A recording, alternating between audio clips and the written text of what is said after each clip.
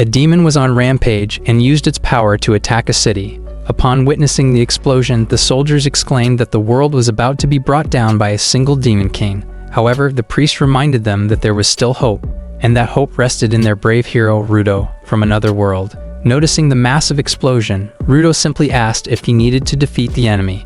When he learned it was the demon lord, he confidently declared that he would take him down quickly, despite the mage insisting that he needed to train first. Undeterred, Rudo continued to walk toward the demon lord. Seeing this, the priest couldn't help but sigh, and believe that their hope was lost. But the soldier was left in shock as they watched Rudo approach the demon lord and even greet him.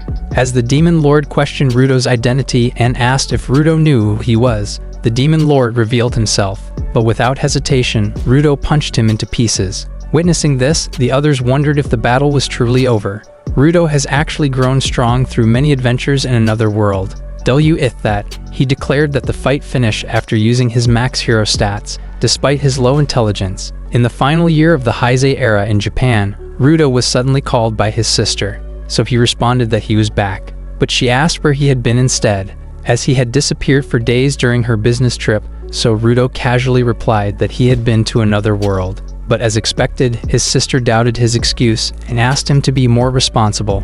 Aside from that, she also reminded him of their late parents' advice to never lie, which is something Rudo was well aware of. Moving on, she instructed him to lock the door with the key before she left for work, especially since he had forgotten to lock up during his 2-week absence, even though he knew that the summoning never happens with a warning. Nevertheless, Rudo decided to go to school.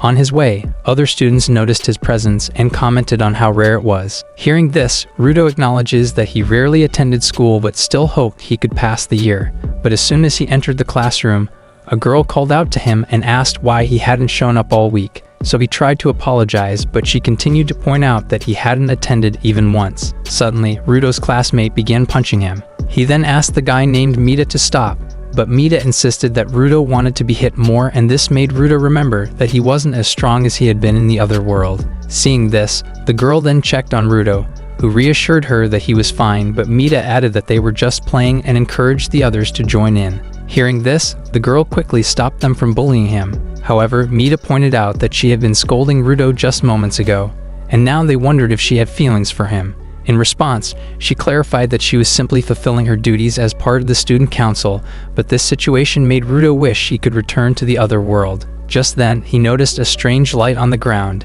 and quickly realized what was happening.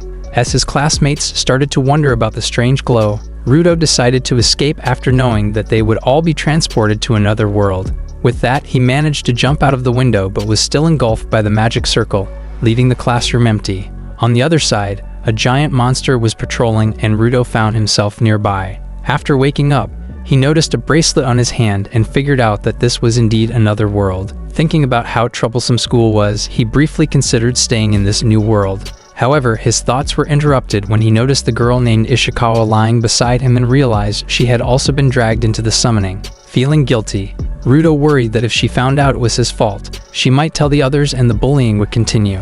Thus, he decided to trick her. After rummaging through his bag, he found a camouflage skill. Using this, he then activated his level 9 disguise, despite a warning appearing on his screen. Ignoring the warning, he disguised himself as a merchant to hide his true identity and strength. After sighing in relief, he decided to finally wake her up. As he proceeded to wake her, she finally regained consciousness, but Rudo accidentally caught a glimpse of her undergarment. Embarrassed, she quickly hid it and asked if he saw anything, which Rudo denied. He then explained that he had been looking at the grass and was wondering if it was edible, to which she dryly wished he would get food poisoning. Setting that aside, she began to ask where they were. Rudo then admitted that he didn't know, but she soon noticed an unfamiliar animal beside them. Thinking it was cute, she began petting it, but the creature suddenly transformed into a monster.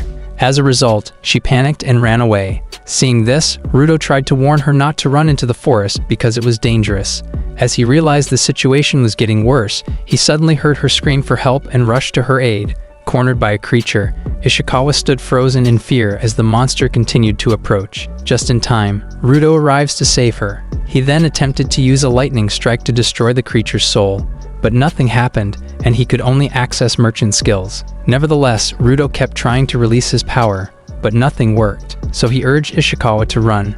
but when he saw she was about to get hit, he rushed forward to stop the sword with his bare hand. Ishikawa was still in shock with this, but Rudo insisted she run immediately. After seeing her flee, he quickly assessed his opponent. Noticing that the opponent's status wasn't visible, he figured it was a boss-type enemy. Realizing he could only use merchant skills, Rudo switched tactics. He then activated his level 1 creation skill to craft a weapon. With his newly created bow, he fired an arrow at his opponent. The enemy then tried to block it, but the force of Rudo's arrow sent him flying. Amazed by this, Ishikawa praised Rudo. Hearing this, he realized that he is supposed to hide his skills. Seeing that his hidden abilities might be exposed soon at this rate, he decided to act fast. To cover his tracks, he claimed that he overdid it because of the bracelet, but Ishikawa continued to commend him for quickly adapting. Recognizing her growing curiosity, Rudo told her he would protect her, but she must keep everything a secret. However, she dismissed the need for protection, which confused him. Setting that aside, she began calling him by his first name and assured him she would keep the secret, but in exchange he must protect her. Relieved, Rudo agreed even though he still didn't fully understand her, but she even suggested that he call her Yuna. Suddenly, he noticed something off, so he warned Yuna to stand back, which made her think she had upset him. However, it was because the creature from earlier had returned. Seeing this, Rudo commented that he did not give up despite his injuries. Suddenly, one of the creatures declared that their boss had been defeated and they had nowhere to go. Their leader then urged them to retreat and rest, but the others insisted on fighting and dying alongside him. Curious, Rudo asked the leader if he was fighting to protect his injured comrades, but the leader claimed that it didn't concern Rudo. Ignoring the response, Rudo removed his coat and used his creation skill to craft a healing item. As he handed it to the leader, the creature questioned his intentions. Nevertheless, Rudo bandaged the leader's wound and explained that it was a temporary fix to stop the bleeding. With that being said, he urged him to live instead of fighting.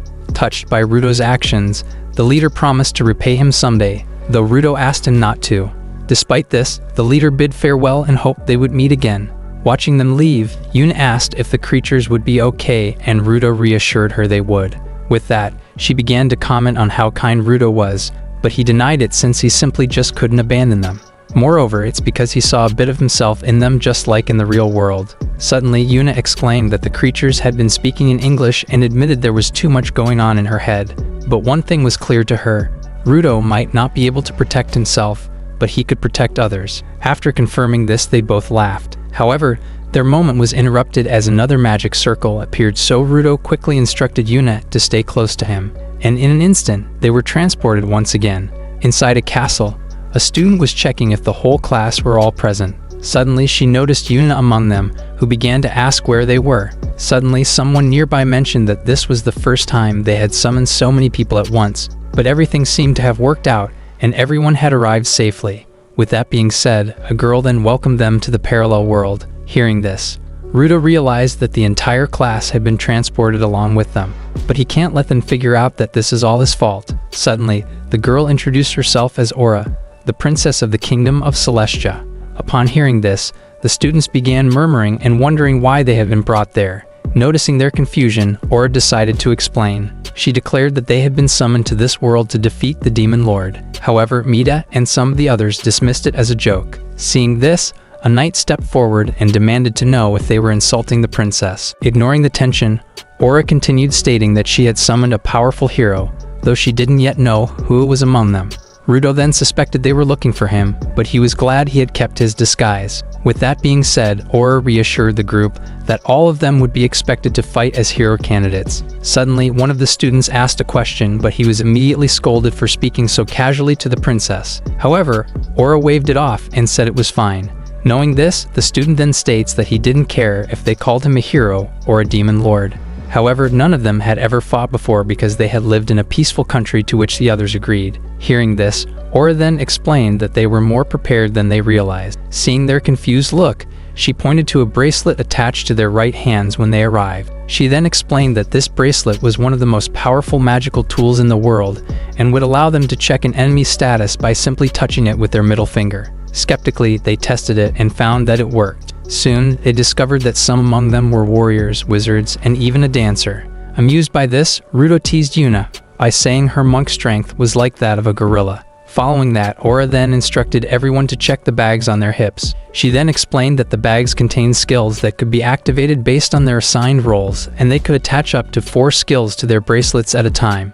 With that, she encouraged them to level up, gain as many skills as possible, and defeat monsters to accumulate the experience needed to slay the Demon Lord. Still in disbelief, the students realized that Aura essentially wanted them to play out an RPG, which they found ridiculous. In response, Aura assured them that they would be rewarded if they succeeded in defeating the Demon Lord, but they were still reluctant. Frustrated, the commander ordered them to be silent. He then explained that the Demon Lord was expanding his domain every second, leaving no time for lengthy explanations. But Mita and the others declared that they weren't willing to risk their lives. Growing impatient, the commander asked Aura if she wanted him to cut down one of them to set an example, but she quickly replied that following orders out of fear was not what they wanted. After understanding her point, he then finally backed down. Suddenly, the class chairman raised her hand and asked how they could return home. In response, the commander promised that they would be sent back once they killed the Demon Lord. After hearing this, the president reluctantly agreed to comply, though some of the others warned her that it was too dangerous. Knowing this, she made Aura promise not to force anyone to do something they didn't want to do. Immediately, Aura agreed to this condition. Afterward, the group was informed that they would be divided based on their ranks, and they were asked to step forward. The chairman was the first to step forward, and she was asked to show her right hand. After examining her bracelet, the man informed the student council chairman that she was ranked and directed her to change into appropriate attire in the changing room. Watching this unfold, Yuna couldn't help but comment that none of this made sense, and added that everything in this world seemed strange. Seeing Rudo's confusion, she pointed out how bizarre it was that they were all communicating in Japanese despite being in another world. But Rudo speculated that it might be due to magic, a possibility she reluctantly considered. Suddenly, their conversation was interrupted by the sound of commotion. Looking over, they saw the chairman and the others now clad in armor and looking like they were preparing to become warriors. Seeing this, Rudo quickly realized that the equipment they had been given was expensive and suitable for fighting a demon lord, while the others thought it resembled cosplay. Following that, it was finally Rudo's turn. After he presented his right hand, the caped man began assessing his status. Upon seeing the results, the man was shocked, and the other officials in capes began whispering to each other, because this was the first time in the history of Celestia that they had seen something like this. Hearing this, Rudo thought they had discovered his true identity. But as the man handed him his equipment, he found out it was a potato and a burdock root. Confused, Rudo was told that this was appropriate for him as an F rank, but this made him ask for an explanation. The man then explained that Rudo's intelligence was low, and his class was that of a craftsman merchant. To add insult to injury, the man joked that even horse manure would be more useful, but Rudo was hurt, knowing his intelligence stat was a result of his disguise. Nevertheless, the man encouraged him to do his best, while also calling him the weakest of the group. After that, the commander then started sorting the students into groups based on their ranks, A, B, C, and D. As Rudo realized that F wasn't mentioned, he was told to join the D ranks instead. Suddenly, Yuna noticed him and asked how she looked in her new outfit, but Rudo could not deny that the innocent look suited her. Aside from her, he also thought that the girl named Mew perfectly fit the lowly character type in her bikini armor, while he was puzzled by Hitomi, who was normally shy but is now exposing so much skin. Despite that, he began to think that he could survive 5 years with his potatoes and yams if it meant adventuring alongside them, but his odd crying expression left the girls confused. Setting that aside, Yuna then told him that he should head to the guild, which confused him. She then explained that D ranks were expected to go to the city guild for proper training, and Hitomi already had a map of the city. But this led Rudo to ask if they really intended to go, to which Yuna reaffirmed that it was mandatory for D ranks, but he clarified that he was F rank. Surprised by this, Mew expressed discomfort at working with an F rank, but she was quickly reprimanded for her comment. Later, as they made their way to the city, Mita suddenly called Rudo and mocked him for being the weakest of the group. Defending Rudo, Yuna asked if Mita believed Rudo had been abandoned, to which Mita denied, but he continued to ridicule their equipment and suggested they'd buy something better. Seeing their money, the girls felt jealous, while Rudo wondered if their stats were really that impressive. To his surprise, he noticed that Mita's friend, Arakawa, had high-speed chanting abilities that are unusual for a warrior and far worse than someone ranked D, But despite Mita's superior stats, his lack of usable skills was a critical weakness. Knowing this, Rudo realized that even the priest didn't seem confident in Mita's abilities. Suddenly, Mita began mocking Rudo's intelligence, which was only 5, and suggested he should change his name to Takayama. Laughing, they considered offering something to the low ranks. But Hitomi angrily refused, saying they didn't want any blessings from people who looked down on them. These words then triggered Arakawa, but Mita calmed him and reminded him that they were in another world now. Emboldened, Mita pointed out that no police would intervene no matter what they did. After Mita grabbed Hitomi inappropriately, he justified his actions by saying it was because she was dressed provocatively. Afterward, he turned his attention to Rudo and asked what his problem was. Feeling overwhelmed, Rudo couldn't respond and thought it was ingrained in his mind that he couldn't stand up to Mita. But he reminded himself that he had defeated demon lords many times and was stronger than Mita. Seeing Rudo hesitate, Yuna spoke up and called Mita the lowest of the low. Angered, Mita asked Arakawa what they should do about Yuna, who was barking at them. Worried for Yuna, Rudo tried to stop her because she'd get into trouble. However, Arakawa began commenting on her figure and implying his intent to harass her. Just as Arakawa was about to act, his wrist was suddenly grabbed. Looking up, he realized it was Rudo, so he asked him to get off him, but Rudo tightened his grip, causing Arakawa to cry out in pain. Mita then tried to help, but Rudo punched him. Aside from that, Rudo also slapped him and declared that this was the punishment for laying hands on Hitomi. With one powerful blow, Rudo sent Mita flying into a nearby building. In a panic, Arakawa ran to Mita's side and pleaded with Yuna to heal them since she was a monk. But Yuna coldly replied that she didn't know how to heal, and more importantly, she didn't have to. With that, she reminded them that they couldn't do whatever they wanted just because there were no police, and suggested they level up before coming back for a fight. Meanwhile, Rudo realized he might have overdone it again, but was interrupted by Miu's praise. She even questioned if he was truly just an F rank. In response, Yuna clarified that Rudo simply does what he can to protect others. With that, they moved on, leaving Arakawa tending to Mita. After a while, Mita finally regained consciousness, and Arakawa anxiously asked if he was okay. As Mita processed what had happened, he was informed that he was beaten. Initially, he thought it was a joke that Rudo beat him. Nevertheless, he swore to get his revenge. As they continued on their way, Hitomi praised Rudo for his actions earlier. Just like her, Miu also expressed surprise that someone who usually gets bullied could be so strong. In response, Yuna pointed to her bracelet and mentioned that they too had the potential to do extraordinary things. Hearing this, Hitomi then asked if it was possible for them to get stronger, and Yuna explained that they could train at the guild. Soon after, Rudo informed them they were nearing their destination and pointed out a distinctive building in the distance. As they approached, they were greeted by a man who recognized them as heroes from another world. He then introduced himself as Makish, the guild leader, and said he had heard about them from the priest.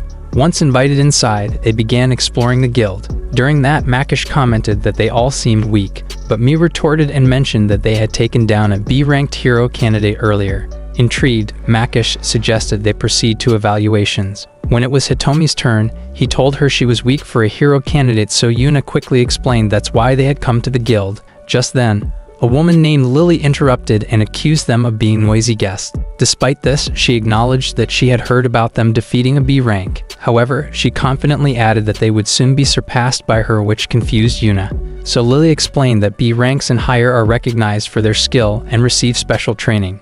Meanwhile, those who are abandoned by the kingdom like them are considered stray dogs. Thus, they are no match for trained bloodhounds. Makish also agreed with her and suggested that they should keep a low profile and stay out of sight. After a brief silence, Hitomi recalled what had happened to her earlier, and Miu began to accept that maybe hiding was their only option. However, Yuna questioned why they had to live in hiding. At this, Lily declared that she likes Yuna and offered to help her discover her potential. Though Makish objected, Lily insisted she knew what she saw, that Rudo was the one who had taken down the ogre that once ruled the area with a single shot. Knowing this, she then urged them to follow her. After she led them to the guild's underground arena, she asked if they had received the weapons provided to them, but Rudo wondered why his weapon was a burdock root.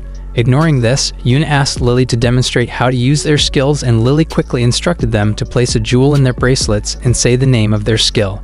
But Miu replied that she didn't know her skill's name, so Hitomi tells her that the information would appear once the jewel was inserted. With the preparations done, Lily asked if they were ready and informed them that they will now move on to the practical test. Suddenly, she charged toward them with her weapon in hand. Leaping into the air, she attacked Mew, who successfully blocked her shield. Seeing this, she reminded Mew that as the shield bearer, it was her job to protect the team. Meanwhile, Hitomi cast a flame spell at Lily, which hit and burned her clothes. Embarrassed, Yuna scolded Rudo for seeing too much, but Lily brushed it off by praising Hitomi for her well-timed attack and emphasizing that the wizard is the party's power. Feeling inspired, Yuna also activated her skill, but Lily reminded her not to use healing magic on her during the test. Setting that aside, Hitomi then declared that Mew had abilities as well. Encouraged, Mew activated her physical guard. Witnessing this, Lily commended them for their impressive skills, but she also had already planned her next move. She then swiftly maneuvered above them, prompting Mew to urge everyone to take cover under her shield. With a knife in her mouth, Lily freed her hands to cast magic on the shield. The magic then penetrated it, and Mew began to feel drowsy. Seeing Mew knocked out, Hitomi thought Lily was being too harsh. Just then, Hitomi felt a sharp pain in her head, and Lily informed her that she had run out of MP. On the other hand, Rudo assured the group that Mew was fine and was just merely asleep. Satisfied with their performance, Lily praised Yuna, Hitomi, and Mew, while also declaring that they had passed, which made Rudo ask about himself. So Lily responded that he wasn't finished yet. She then pointed out that he hadn't shown his true abilities, but Rudo insisted that he had none. He also claimed that he was just an F-ranked merchant, but Lily didn't buy it. Hence, she confessed that she had seen him take down the ogre with Yuna. She also noted that even an A-ranked hero would struggle to defeat an ogre with a single blow, but Rudo continued to deny it. Nevertheless, Lily launched an attack on him, but he managed to dodge and even disarm her. After breaking her weapon in the process, he asked what she was trying to achieve, but Lily was more focused on how he had dodged her attack from such a distance and taken her weapon. Hence, she declared her intent to see what he was truly capable of and resumed her attacks, despite his pleas to stop. Still unwilling to fight, Rudo insisted that he had no interest in battling, but she pressed on and claimed it was a hero's duty. Frustrated by this, he started running away while saying that he just wanted to live a peaceful life. As she continued to chase him, Rudo noticed that although Lily had likely trained extensively, her movements seemed slow to him, so he knew it would be easy to defeat her, but feared the consequences of being such a talented person. Suddenly, Lily paused and asked why he wasn't attacking and seemed to be going easy on her. In response, he declared that he surrendered, but she took this as an insult and demanded to know why he was hiding his true strength. He then reiterated that it wasn't him who had defeated the ogre, but Lily wasn't convinced, so she then showed a visual magic tool that revealed a recording of his battle with the ogre, making it impossible for him to deny his abilities any longer. Thinking that Rudo wanted her to keep this a secret, she asked him to get serious then. With that, she immediately ordered him to get ready. Reluctantly, Rudo wondered if he should show his ability, but he decided to use the same level of force he had used against Mita, and called out the skill strike. Seeing this, Lily tried to block it with her arms, but the force of the blow sent her flying. Despite being thrown back, Lily triumphantly claimed she had figured him out, and finally hit him. However, she was surprised to see that her weapon had barely left a mark on Rudo's body, and it was only scratching him. Seeing this, Makish urged her to stop, but she refused, so he reminded her that Rudo would pass regardless of her opinion. Undeterred, Lily proclaimed that she is proud of her A-rank status, so she wouldn't let that stand in her way. Thus, she vowed to make Rudo fight seriously, which concerned Makish, so he tried to intervene, but before he could stop her, Lily unleashed her secret skill, Phantom Blow. Seeing the danger, Makish urged everyone to leave immediately. He then explained that Phantom Blow is a skill that allows a person to concentrate all their stats into a powerful attack, but in return, they lose the ability to distinguish between friend and foe. As Lily fully transformed, he ordered everyone including Rudo to run. Rudo then tried to escape, but Lily quickly caught up to him and began her relentless attacks, but he managed to dodge her strike. As he faced her, some of the others called for him to follow them, but Rudo noticed that Lily seems disoriented and thought he could use this to his advantage, so he planned to destroy the magic tool. However, Lily swiftly moved behind him and attacked again. Rudo then blocked her blows and acknowledged her incredible speed, but he realized that if one of her attacks did more damage, he could be in serious danger. So he began wishing he could use his hero skills. Determined to stop her from causing more destruction, Rudo decided to act. When Lily lunged at him again, he pushed her away. After that, he noticed her shattered knife on the ground. Seizing the opportunity, he grabbed the broken blade and threw it at the magic tool. His aim was perfect, and the tool shattered, Relieved that the evidence was destroyed, Rudo's sense of victory was short-lived as Lily appeared behind him once more. Without hesitation, she struck him with a powerful blow and sent him flying. Finally, Lily suddenly snapped out of her frenzied state and realized what she had done, so she rushed to Rudo's side thinking she did too much. Seeing this, Yuna and the others also came, and Yuna immediately checked Rudo's pulse, who was still conscious after taking a massive 1,200 points of damage. With that, Makish quickly decided to take Rudo to the infirmary, but he noticed Yuna was worried, so he reassured her that Rudo had only passed out and would be fine. As they arrived at the infirmary, Makish apologized for the situation. Meanwhile, Lily realized her magic tool was missing, so she began to suspect that Rudo had something to do with it, while Makish then stated that Rudo possessed mysterious powers. Setting the incident aside, he encouraged the girls to take a bath while he kept an eye on Rudo. Miu agreed, but Yuna hesitated since she is still worried about Rudo. Knowing this, Makish assured her that Rudo was strong and would wake up soon. Agreeing with him, Hitomi suggested Yuna take a break for a change of scenery, to which she reluctantly agreed. Once the girls left, Rudo decided it was time to get up. When Makish saw him awake, he recommended that Rudo rest, but Rudo insisted he needed to use the bathroom, so Makish pointed him in the direction. But Rudo soon forgot where it was. Remembering it was at the end of the hall, he rushed off desperately. Meanwhile, the girls were enjoying their relaxing bath, but Rudo overheard their conversation and froze in his tracks. On the other side, Yuna noticed him and immediately assumed he was spying on them, so Lily volunteered to teach him a lesson, and they devised a plan. Yuna would hit him, Hitomi would burn him with magic, and Miu would douse him with water afterward. As they set the plan in motion, Yuna accidentally slipped on the wet floor and was sent flying through the window. As a result, she crashed right into Rudo's face. Noticing the situation, Yuna immediately grew angry. After that, she began scolding him, so he tried to explain that it was her who had opened the window, but she refused to accept his excuses. Still, Rudo clarified that he had been lost and was about to leak, but Yuna continued to question him. Before things could escalate, Lily tells Yuna that Rudo likely didn't mean any harm and that she should forgive him, but they were then interrupted by Makish, who invited them to eat. While they ate, Makish praised the burdocks, prompting Lily to ask if he had used Rudo's burdock. But Miu remarked that the meal was too simple, so Makish asked what kind of food they typically enjoyed. Hearing this, Rudo then asked if they had oil and salt on hand. Later, as Rudo used his potato, Makish commented that it seemed wasteful to chop the potatoes, while Hitomi prepared the oil. As Rudo fried them, Lily expressed concern that the slices were so thin they were nearly transparent. When he finished cooking, Rudo presented them with freshly made potato chips.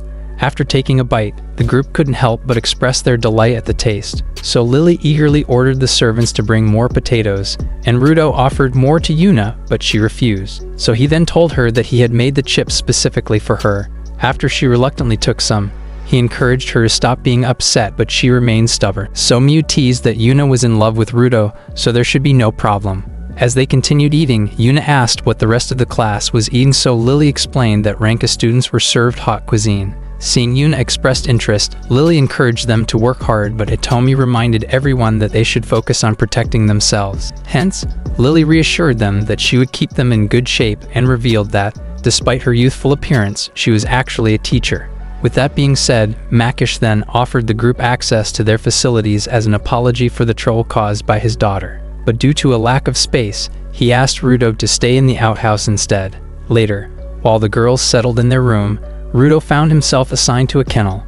Regardless of that, he borrowed materials and used his skill to create furniture. After a while, he eventually managed to build a bed. Impressed by this, Yuna couldn't help but praise him for his work, but Rudo asked where the others were instead, so she explained that they had already fallen asleep from exhaustion. Changing the subject, she complimented his potato chips and then apologized for causing him so much trouble since they arrived in this world. However, Rudo reassured her that it was actually fun, as it was the first time he had ever laughed with anyone other than his sister. Seeing Yuna's smile, Rudo reflected on how his life in this new world began with disguise. With that, he started thinking that having adventures with these girls might not be such a bad idea. But their quiet moment was suddenly interrupted by Lily, which startled Yuna.